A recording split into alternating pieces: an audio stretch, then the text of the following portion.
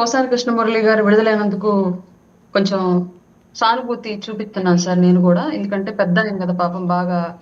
అంటే అప్పట్లో ఆయనకి అండదండలు చూసుకొని ఆయన్ని పదవిచ్చిన వాళ్ళు రెచ్చగొడితే రెచ్చిపోయి, ఆయన వయసుని, ఆయన యొక్క స్థాయిని, ఆయనకున్నటువంటి గౌరవాన్ని, ఇండస్ట్రీలో ఆయన ఏర్పరచుకున్నటువంటి ఒక ప్లాట్‌ఫార్మ్‌ని అన్నిటిని కూడా మర్చిపోయి, నీచాలు మరిచి, ఒక దుర్మార్గుడు పంచన చేరితే ఎలాంటి ఆలోచనలు చేస్తారో అలాంటివే అన్నీ కూడా చేసుకొని, ఈరోజు ఈ గతి ఆయనకి వచ్చినందుకు నిజంగానే నేను బాధపడుతున్నాను. ఇట్లాంటిది ఇంకెవరికి కూడా రాకూడదు. ఇట్లా ఇంకెవరు కూడా చేయకూడదని మాత్రం 100% అనుకుంటున్నాను.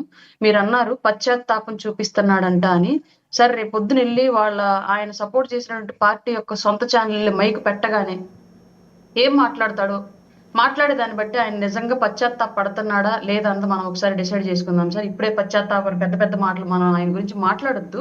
రేపు ఒక్కసారి ఆయన పార్టీ ఏ విధంగా ఆయనతో పలికిస్తదో, ఆ పలుకుని చూసి మనం తర్వాత మాట్లాడుకుందాం.